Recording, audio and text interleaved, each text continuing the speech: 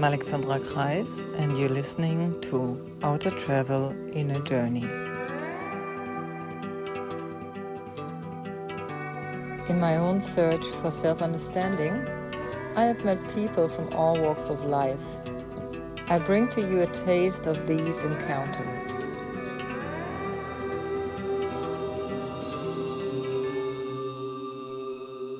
Welcome back to the show, Outer Travel in a Journey, here today with Natasha Nandini. We've done an off-camera conversation this time to let the juice really flow for you. Enjoy. Hello. Hey there, Hi. blue lady. Look, I just put a little bit of tanpura in the background because the pooch is snoring. So I thought I'd just have the tanpura going so that you might not be able to hear the snores. Okay. Oh, that's a nice picture of you. That's Lovely. that was after the one shooting, and then we went out the next day, and then we did some more photos in the nature when we walked with the dogs. That's lovely. Thank you. I like your blue one as well. You're not in there. Your most favorite position to be seen in with a leg raised. Seems to be that way. Yeah. Anyway, look, I haven't spoken to you for ages. How are you? I'm good. I'm entering this new kind of way of being. It seems I'm working with somebody on an energetic level, and it's really good. It's really good. It's giving me time to shift, and it seems to be radiating through the compliments that people tell me. So yeah, I'm good. How are you? Yeah, I've been going through quite a few like transformations also. Um, good. I'm good. I really realized in this period how important it is to be able to meet those people that you resonate with, you know. Yeah. I mean, it's Yeah. fine with the Zoom and everything, but there's just no comparison. Yes. So, you know, when you're out, when all your friends are all around the world and you're kind of on your lonesome, then you only realize how important being with them is when you get back in touch with them, and then you realize how they really make you who you are. How do you notice who you are? Well, because you know the mind is stable and everything is free. Yeah. Everything is beautiful. Yeah, everything is easy, you mean, right? Yeah. Everything becomes more So, easy. yeah, yeah. Yeah. So what happened to you? What's happened? Because you said so much shifted. I mean, we don't need to use that for the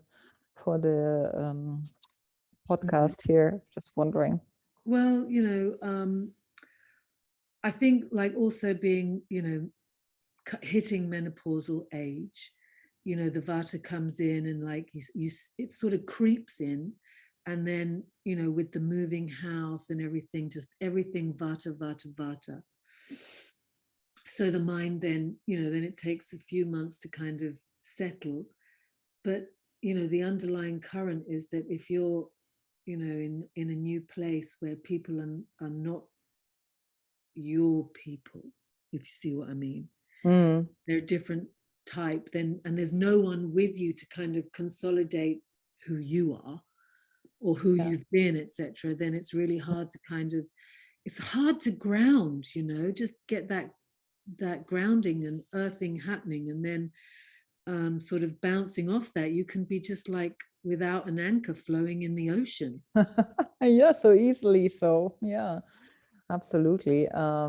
I think this is one of the devastating things around menopause. You know, like a lot of us, we kind of still hope to slip by. It'll be okay. I think there's not a lot of information out there, and what you need to be aware of, and how you actually are forced to change your life truly. It's almost like, a new handicap. I don't want to say like we're sitting in a wheelchair, like losing your legs, but it becomes something that you thought will never ever happen to you. I mean, I spoke to a very reasonable friend. I mean, she doesn't do spiritual practices as such. She is a spiritual being in herself, funny enough, but she was saying like how she can't memorize things, and she is super smart. She is somebody who's been unfortunately working herself on both,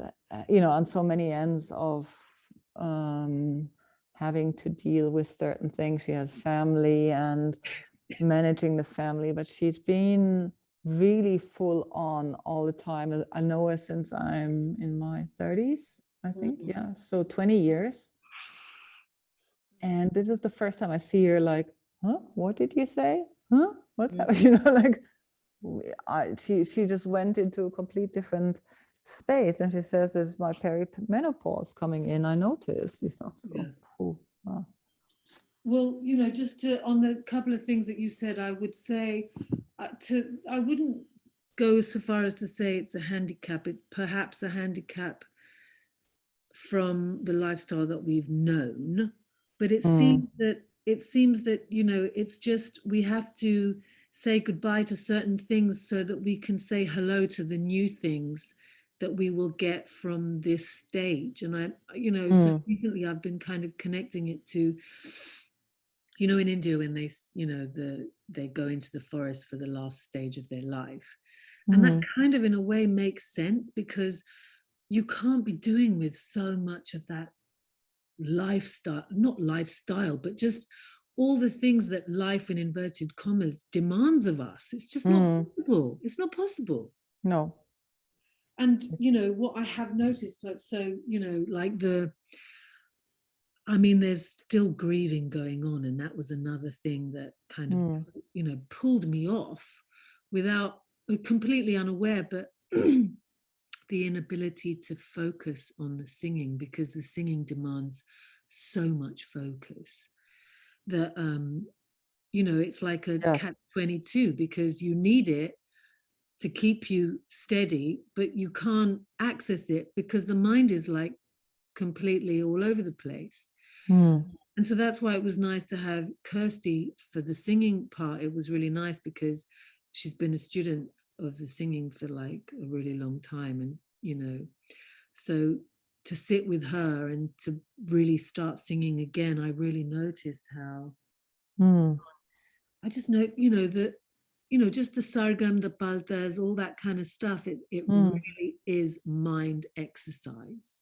mm, And so, I've pulled it back into a part of the practice. And yeah, the mind is definitely much more at ease now. mm. So for me, it's an imperative Interesting. to sing. Yeah. Yeah. It's funny how that is, as you're saying, coming back to the first thing that you said, like it's like to close the door and open, to invite in something new. That is very well said. I think that's very philosophy, like it's that philosophy of life. And I I think I speak very much from a householder view sometimes, where it becomes, you want to invite something new, and you want to be in that forest, but you can't, because there is blah, blah, blah, blah going on. There's the Yeah. kid and Yeah. the dogs and the husband and the livelihood that you have to provide for, and so on and so forth. Yeah. And that is a very, very tricky, in honestly speaking, between you and me, like I think this is the tricky part, where spiritual practice sometimes seems so unattainable for women who are engaged with kids, and they feel the onslaught of menopause, and they feel the onslaught of wanting to shift their life, but it's not as easy. And I'm not saying that, I don't know how it is to be single anymore any longer, Mm-hmm. from that perspective. And where it becomes such a point of radiance and choice that we do. So that's the one thing that came to mind on that level. And as for the singing, yeah, I know that is such a conundrum. The more I want to move, the less my body wants me to move. And the more I want to sing, the less my concentration allows me to sing. I totally get what you're saying. And this is an interesting step into a new practice for me. I don't know how you experience that. You say like it's something that you have now booked in for yourself again as a stable coin to what you do in your rituals. But maybe it's also an invitation of seeing how we can be less rigid around these things so they can come and meet us I instead of us using them. I completely agree. And so, like it, I would say that my singing practice really, as it was, stopped about 2 years ago. So I would touch it, but I could see that the mind was going through, like it was just rejecting it. I couldn't even, Hmm. I couldn't even listen to stuff. Like I literally couldn't. I haven't listened to music Hmm. for 2 years. Like the mind was so, like I'd switch it on, I go, I don't understand. But because you're on your own, and there's no one to kind of sort of say, oh, that's different, you're doing that differently, you kind of, you clock it, you register that you're not wanting to listen to music, but you don't go any further with it because there's we need people Hmm. to bounce off and Yeah. to talk to things about. So you know you talked about rigidity, and yeah, I knew during that period, I knew that I had to break all those rules and regulations that I had learned. You got Hmm. to do it like this, and then this comes after this, and then you have to do this, and then you have to do this, because it was Ah. it was really restricting me, and it was also making, I'm not a performer, you know, Hmm.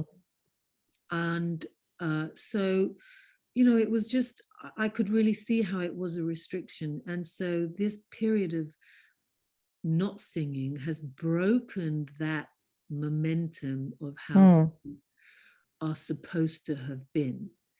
And now that I'm singing, I know that I'm just enjoying it. And like a friend of mine who's also, he's a Drupad singer and whatever, he's like, don't do don't do this, and this. Just sing for the sake of singing, just sing. And then, my other close friend in Banaras, he was like, I told him I hadn't been singing, and he's like, a little bit, sing a little bit, don't do it for anyone, just do it for Mahadev, sing for Hmm. Shiva. And and then I said okay, and because we have such a strong relationship, and I respect him, and I because I'd said that to him, I'd said okay, the next Hmm. day I had to sing, because I said, well, I'd be lying if I didn't. Hmm. Hmm. And so it's coming to it from a different, having broken those ties to how I should do things, I can now just do it for the sake of pure enjoyment. And I'm sure I've talked to you about this before, but in the Amanask yoga book that I was translating for a while, the very first, and not just that text but loads of texts, the very first sentence is, I will give you the answer to everything you've asked for, because you want to know just for the sheer delight of it. And Hmm. the point is that you're not wanting this information because it can give you this and this and this. You just, you want to know because for the sheer beauty and love of it, you want to know. Yeah. And that is Oh, the key. that is the key. And I think that is exactly a point that I've been discussing and negotiating in all my own healing work and work with myself lately. I'm arriving at that insight that, like at the heart of hearts, we all do practices because they give us a certain output. Even if you do your yoga practice. It makes you mentally stable, but it also gives you a nice ass and strong arms, and and you don't bear too much weight, so you fit into clothes, and it gives you also the sense of security. Yes, I'm doing something for myself, and all that is missing the point that you just made, the point of delighting and reveling in existence, in presence, so to speak, and presence, just being here and having all this and enjoying all this and having access to these things, like the capability of movement or of receiving sound and vibration and all that. Yeah. Mm. But and just following on from that, you just reminded me of someone said, and it could have been Gurdjieff, but it might not have been. So I'm not sure. But it's a process, and he says, or whoever said it says that first you do the wrong things for the wrong reasons. Then you do the right things for the wrong reasons, and then you do the right things for the right reasons. So it's like a process that you go through, and I suppose at the end of the day you get to that point where you're doing it for the reveling in it. Absolutely. I have a question here for you, and that might be part of the interview already, but and what we said earlier is also lovely for that interview. But what is it that makes you not want to be on video? I just heard something around, like, because you want to go back into voice, and so watching you is something different than hearing you. I don't It's know. funny actually, yeah, because I just notice how I am when I watch a video and when I listen to a podcast. Hmm. And I just find that I'm much more able to focus on what's being said. And maybe it's just because, I'm going through these mental kind of Yeah. instabilities. I just found that I'm when there's no distraction from the eye candy, so to speak, Yeah. I am much more capable of listening. Yeah. So Yeah. that was the only reason, and I'm not really bothered. But I just thought I'd like to do a voice one today, see how that goes. Okay, that's fine. Thank you. Um, yeah, no, that's fine. And I do know what you say, because the constant input of videos and everything has to move and so on. It's becoming stronger, and it's not helping at times. And I like the idea. Maybe I just fell in love with the idea that we're talking about singing and voicing, and also the freedom of imagining Robert Swoboda said that once around, that a book at least gives you the freedom to use your own brain. So listening or reading something gives you a sense of space and in which things can move. And so when you see a video, you're so, as you say, attached to the eye candy, and you got already a full served plate there. In like, oh, Exactly. yeah, Beautiful, yeah. yeah, yeah.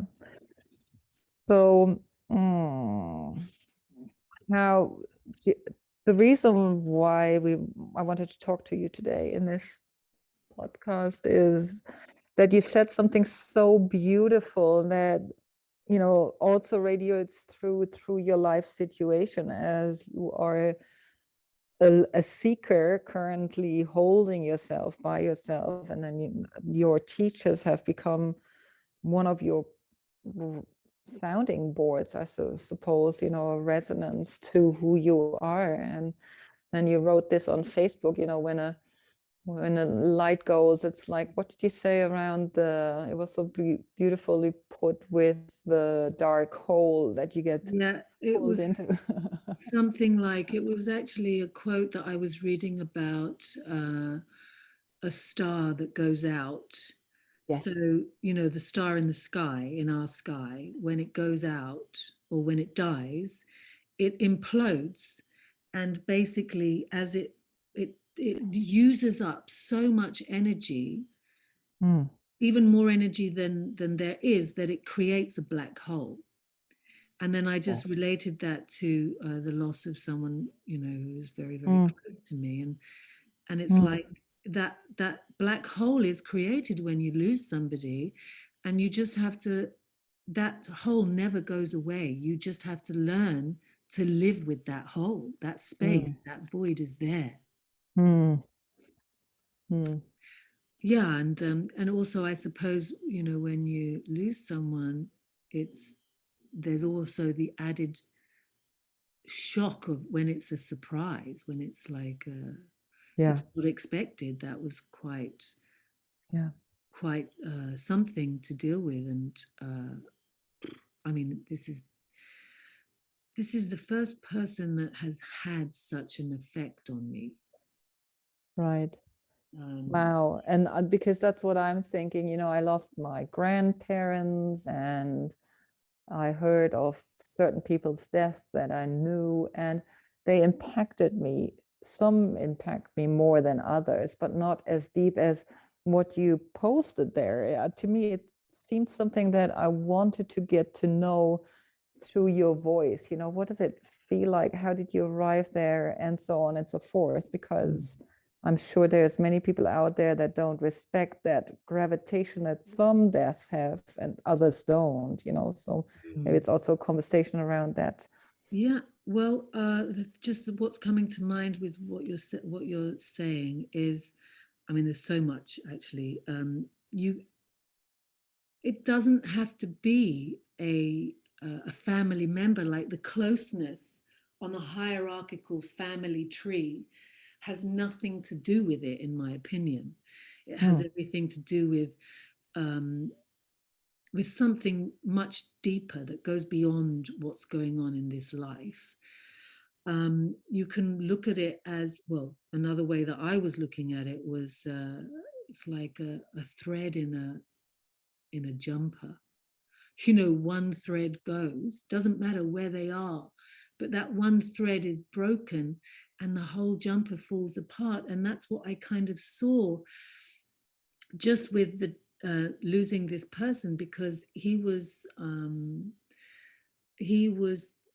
the head of a large family, traditional Hindu family, and he upheld that tradition, the tradition. Mm. And so I was mourning here in the UK by myself, and they were all there in India, and I mean, Mm. the others were mourning all over the world. But it was also very interesting how mourning, you kind of need it. You want to mourn with others, Mm. because it kind of it just helps the process. But I mean, I didn't have that. So what I saw from being by myself was that if you want to if you want to know something, and this is I know that this is something that Native American Indians said. It's a quote, and this really resonated with me at the time. And it was, if you really want to know something about yourself, ask someone who is grieving, Mm. because they have lost all filters, and Mm. they see completely everything as it is, as it truly is. And they just can't lie. They can't lie, because it just takes too much effort. Yeah. The grief process is so all consuming that Mm. you just don't have time to be anyone other than, there are no, all masks fall away, and you see how much energy that takes. All lying falls away, all that takes so much energy that. Mm. And so, I think it's a good thing to remember. If you are Wow. courageous enough to want to know the truth about yourself, Mm. ask someone who's grieving. Wow.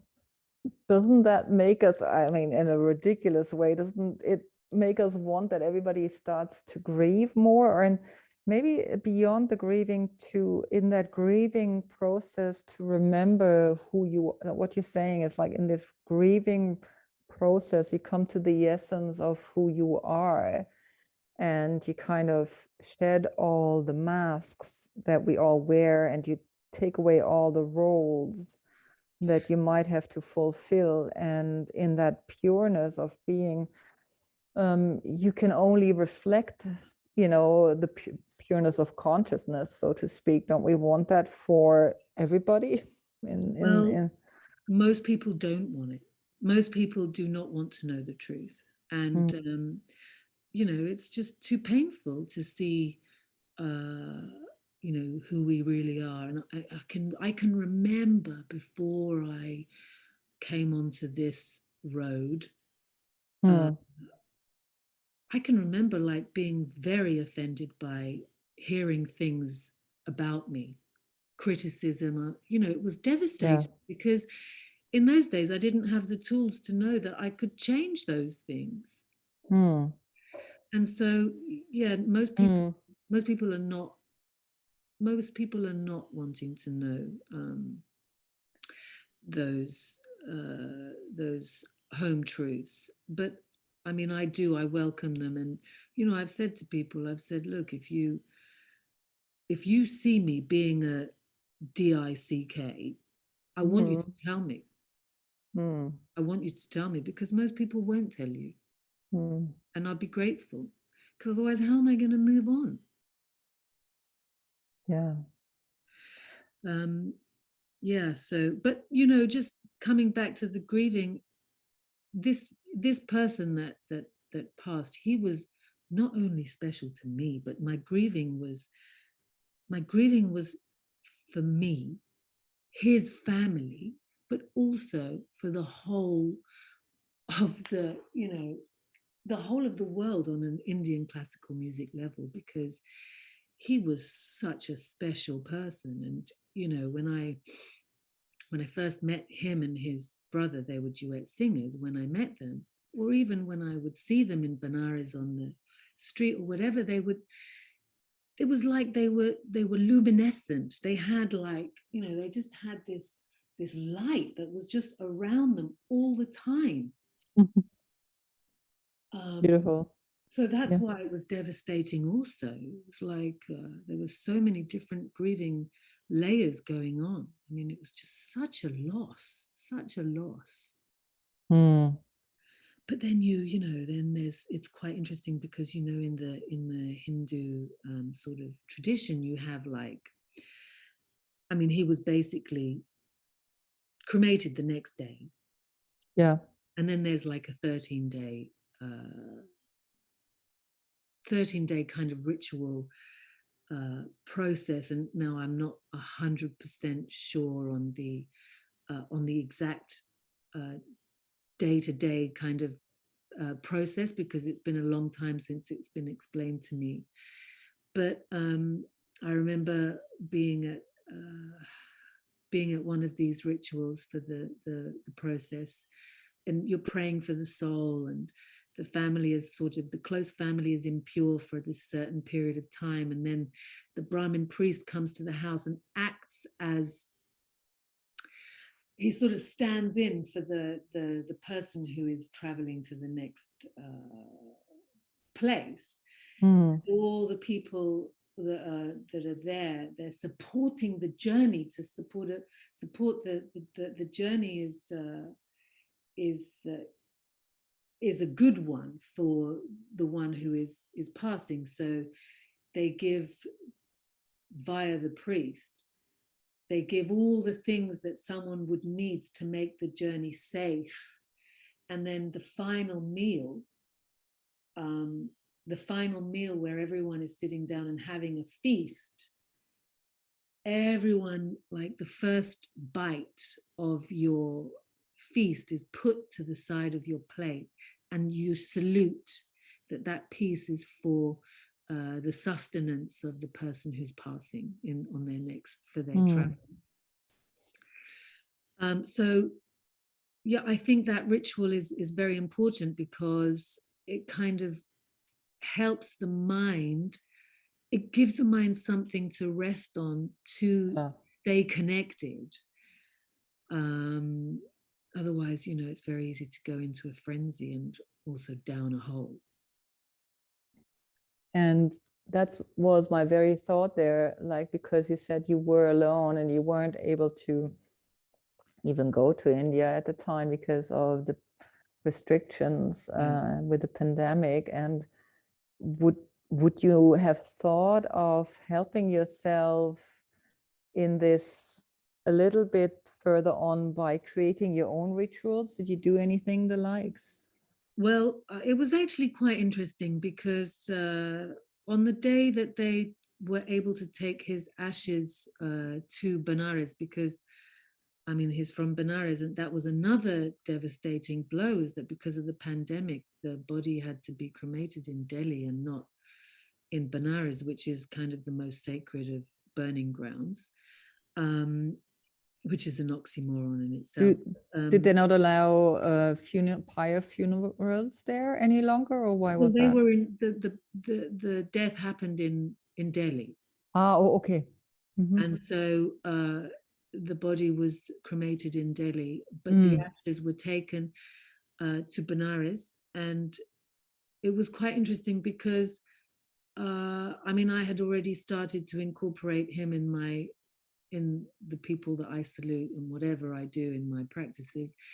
And on that day, he literally rose up, smiling down. It was so profound.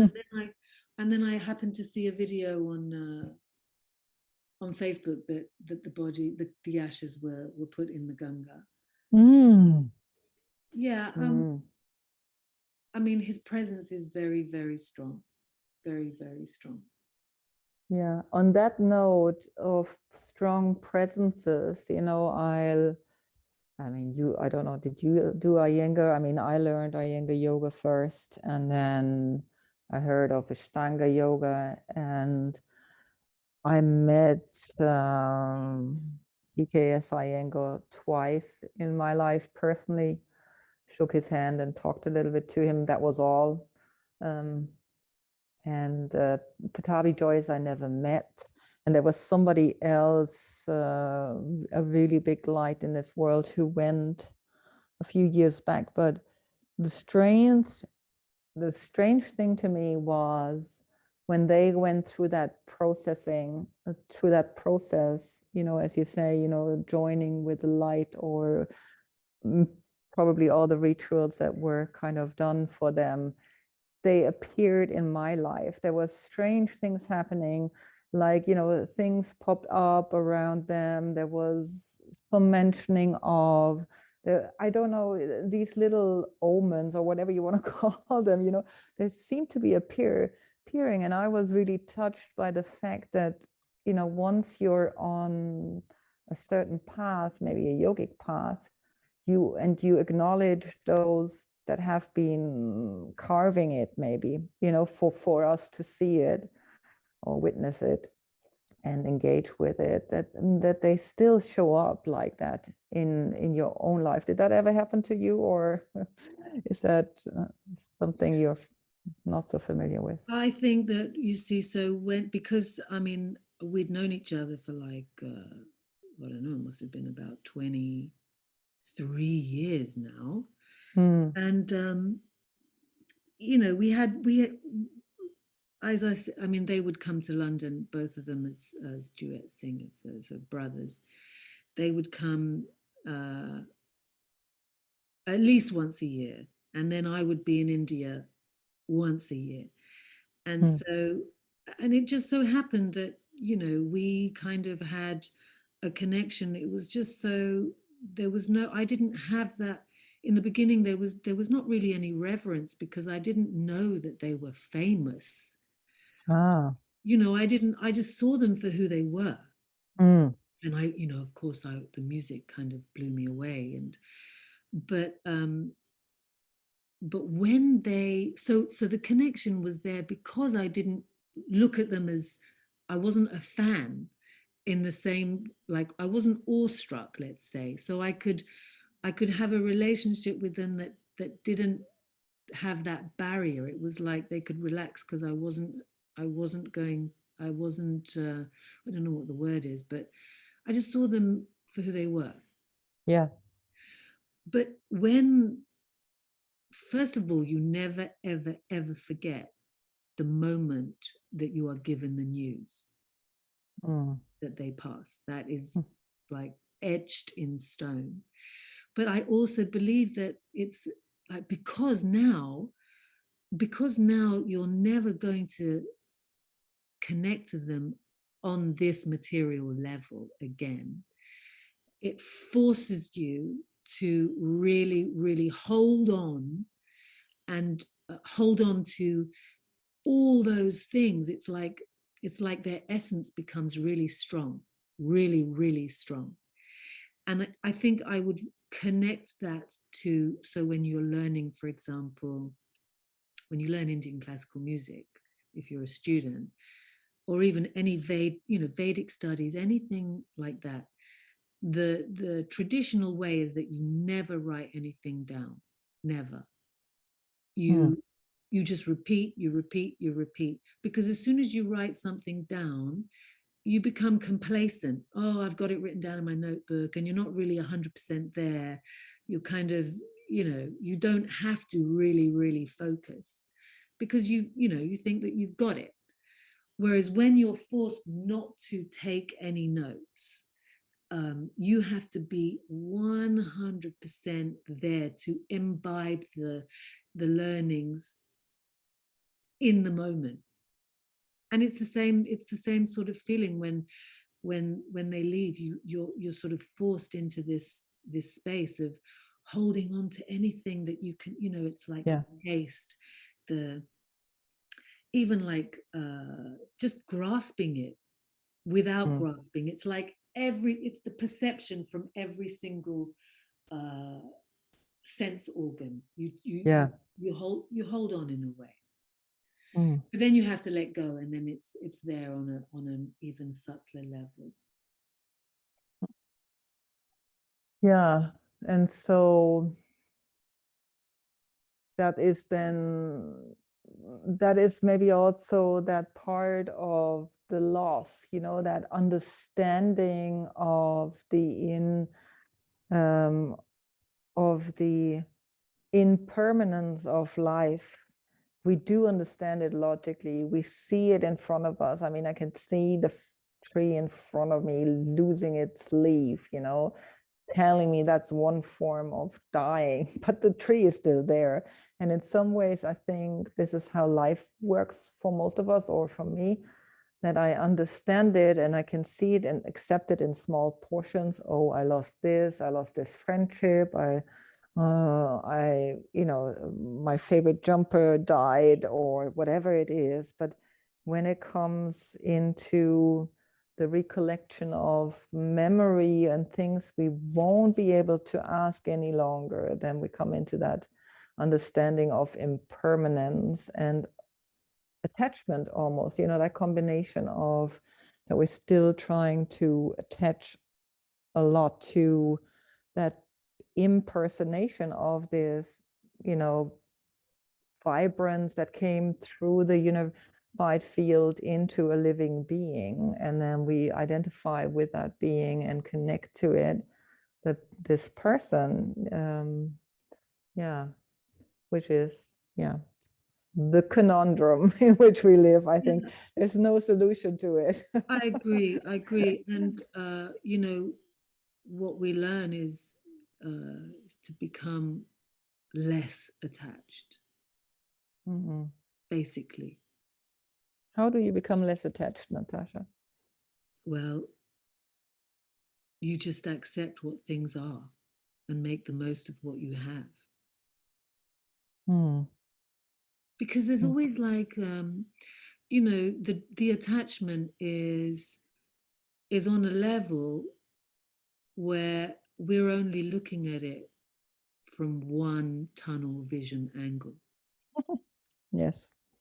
And so, okay, see, I like formulas and I like laws of the universe, because because no matter, like, I don't like rules, but I know that there are formulas. And so when you, if you follow the formulas, you see that there is always, there's always only so much energy. Imagine 100% of energy that one has. Mm, There is always going to be 100% energy. So if you lose something, it's a natural law for that to be replaced. mm, It has to be replaced. mm, So it's like, I mean, it's just, it's always about trusting in the bigger picture. It doesn't mean that one doesn't grieve. It doesn't mean that one doesn't feel the pain. mm, But, you know, how long does one grieve? How long does one stay in that thing? Does one actually start to, what's the word, when you indulge in it? You know, mm. there's a difference between feeling the pain or grieving and then actually deciding that they're going to stay there. Yeah. And abuse it almost, This is Exactly. the reason why my life is so miserable is because of. Yeah. Yeah. And well, what part are you in that attachment, detachment, grief? How long? I mean, there's, as you say, you like formula. So I wonder, is there a formula to grief?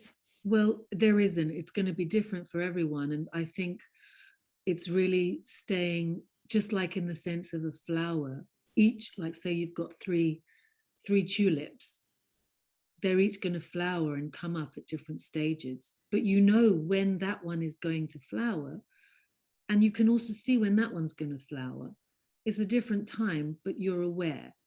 And Mm, so it's it's respecting, it's respecting that, like you know, I thought I was over it, and then, you know, this friend of mine who had come to visit said, oh, let's play, you know, let's play his Hanuman Chalisa in the car. And literally I couldn't even get to a minute of listening. mm, mm, So yeah. on one level,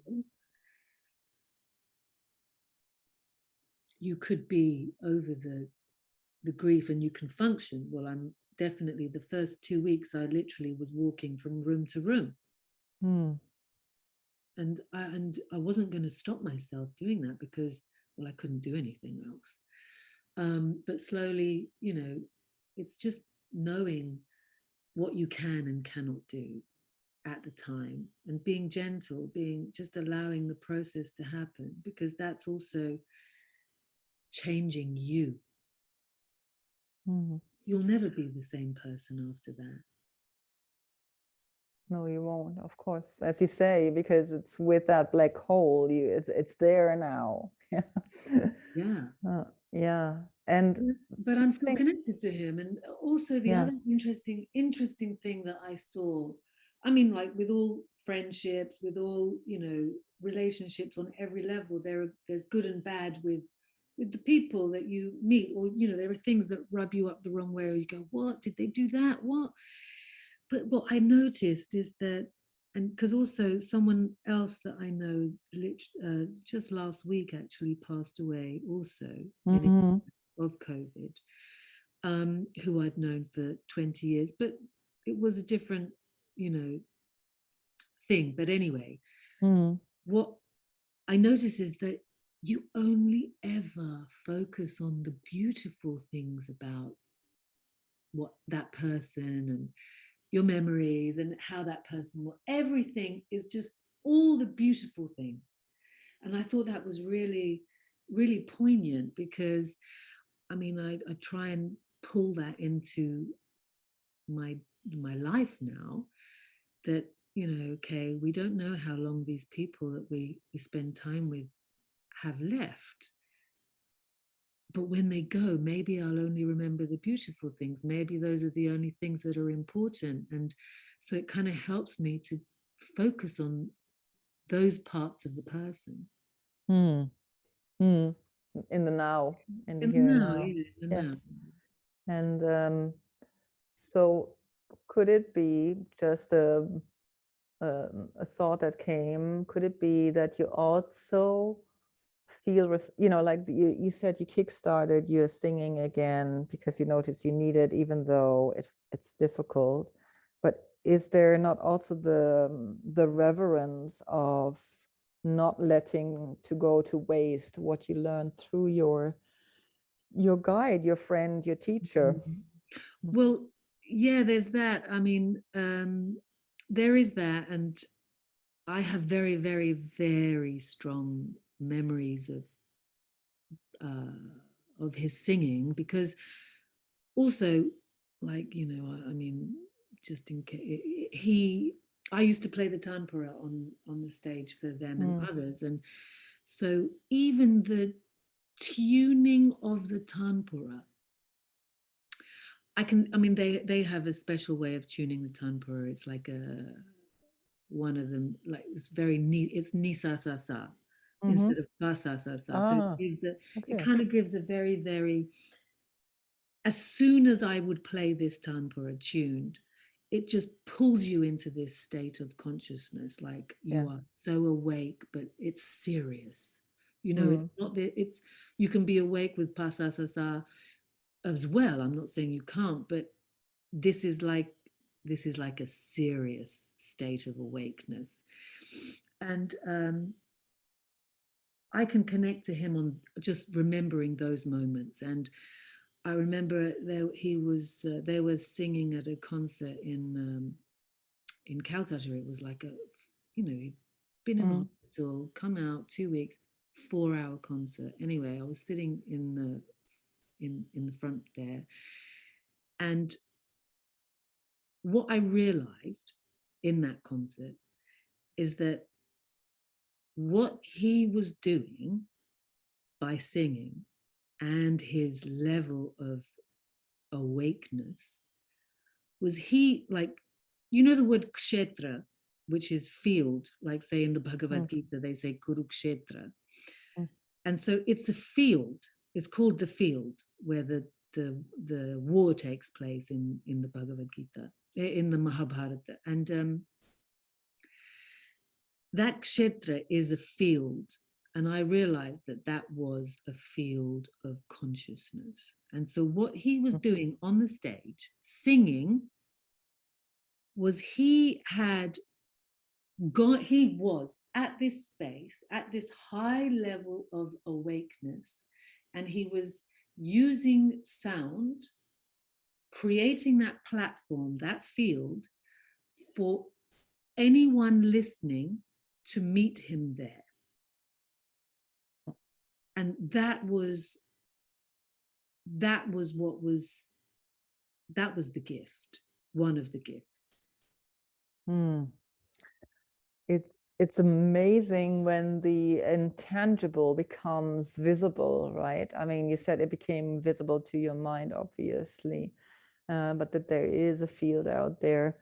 I totally believe in that too, and that happens to me with people who I meet and sometimes follow or am at a workshop with, and they do that. I can immediately see that now because that is so tuned into me now. What is that field and what is it not, and what is Mm. more something reaching for it instead of being in it. I totally get you. At least I think I do.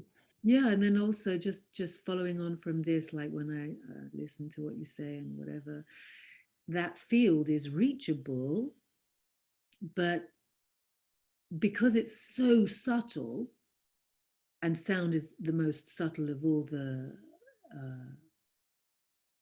the things available on this material plane of existence that we are in, because it's the most subtle, you have to give up something to be able to access it. Mm-hmm.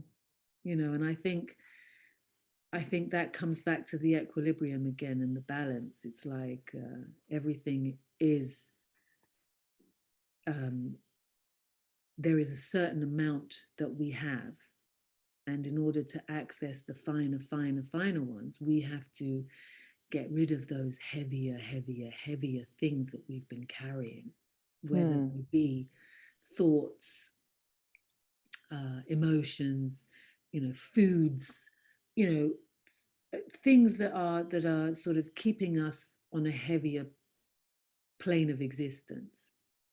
Doesn't mean that we give up the grounding and everything, and each step of the way it has to be rebalanced and rebalanced and rebalanced, and that's why it's a step-by-step process. And that's where also just Yeah. on a And tangent.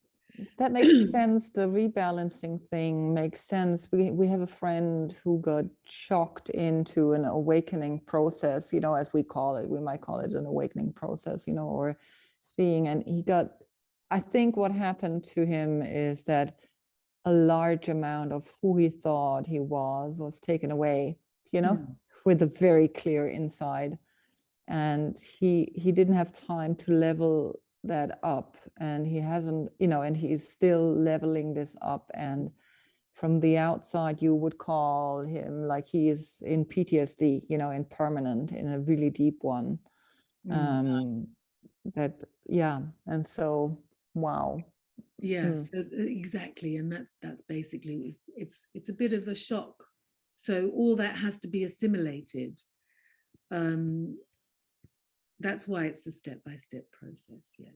Yes, that's why it's better to be a step-by-step process. That's what they say, Every, right? exactly, it's better to do it step by step for that reason. Because then you'll be prepared, and actually Hmm. then the growth, it's kind of, you look back 10 years and you see where you were, but 10 years, say for example, when you start on the road, let's say, people want to be there, they want to be right up there, but you know like that's kind of it's the innocent sort of state, isn't it, of the beginner. Yeah, But then they don't realize all the things that come with it. absolutely. Tell me, how do you value? I mean, you said this is they were brothers, so you had actually two teachers. How does that leave you with the remaining half? What's happening there? Well, so yes, I mean, like, we're in contact, obviously, and he will also be coming to London. It's a big shift for him as well, and like, just because he was the second brother, and he's also Mm, said in a documentary about them that his brother was his guru. mm, Um, and this is his time now. It's like he it's going to be his time to shine.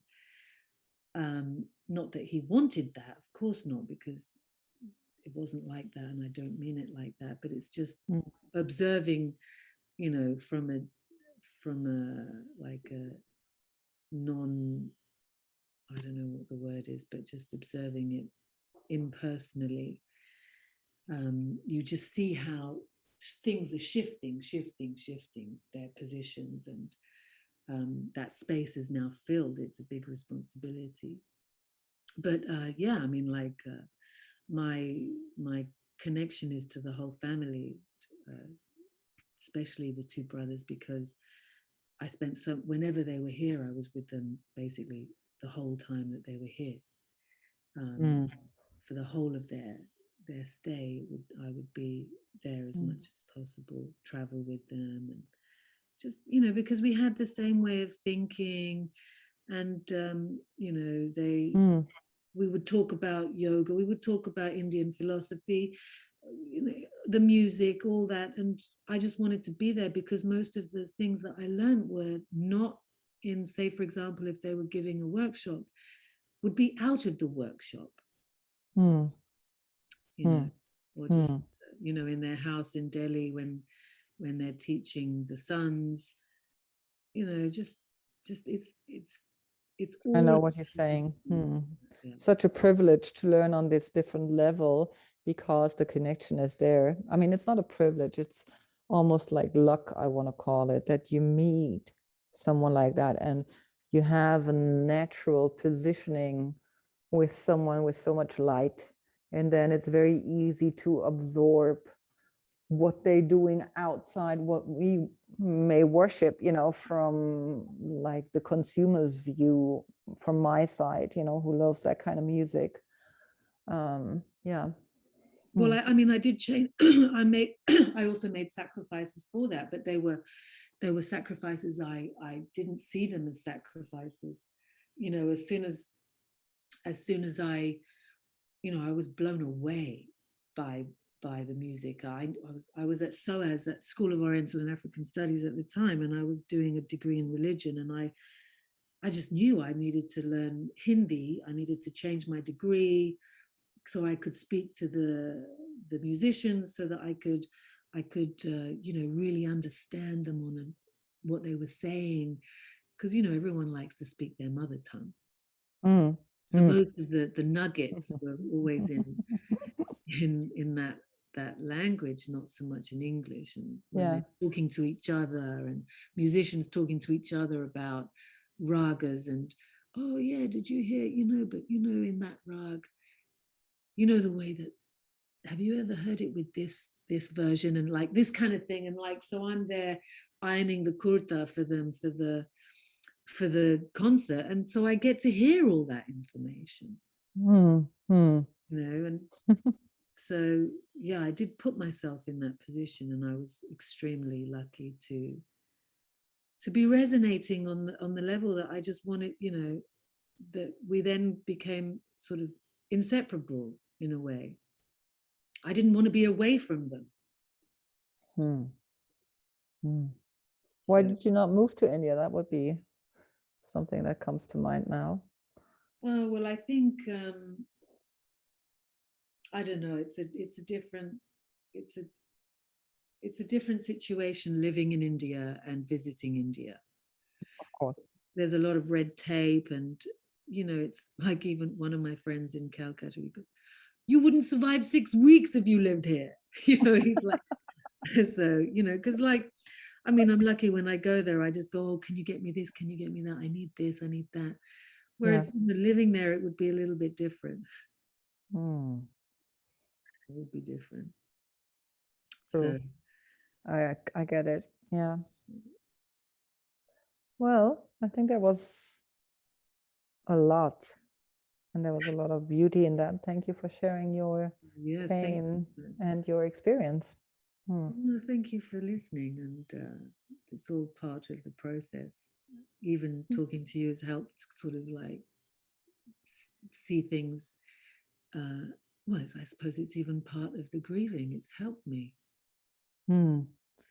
Isn't that what people do when they sit at the bed of dying people? I mean, for themselves as much as for the person that is letting go Yeah. of this life form. It's like the listening becomes and the exchange, and it doesn't matter whether it's clever or not, but the right things, they come out. And then they help. Yeah, and I mean, like, I had like people were calling me. It was nice to Mm. have people calling me, and it would, we would reminisce, and do you remember when we did this, and laugh, and whatever. That's also part of the process. Yeah. But I Yeah. don't think that the grieving, I don't know how long it takes for the grieving process. I really don't.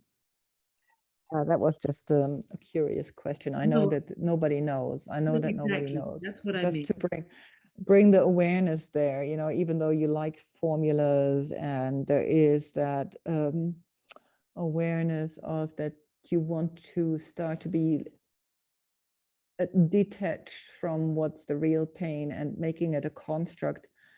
At the same time, you have to still listen to whether that is gone or not. You can't talk it away. You can't Yeah, just no, want it to be exactly. over. Yeah.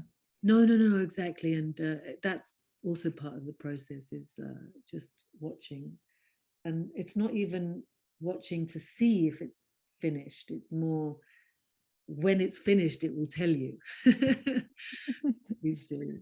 So Yeah. Yeah. that's, yeah. Ah, It's beautiful. really a privilege to have witnessed this process. I mean, I'm not saying it's easy at all. It's not easy. No, I don't think it is, but it is necessary to have these conversations. That's why Mm. I wanted to talk to you about it, just to shed some more light on it, because there, as you say, you need the support of people who are grieving at the same time about. And sometimes when we don't have it, it's maybe also helpful to listen to somebody talking through this process. Yeah. Yeah. Okay, thank you, Natasha. Thanks, Alex. Thank you. And again, a very warm thank you to all you out there who've been tuning in and listening. And we are always happy to get recommendations or comments by you. Much love. See you in the next show.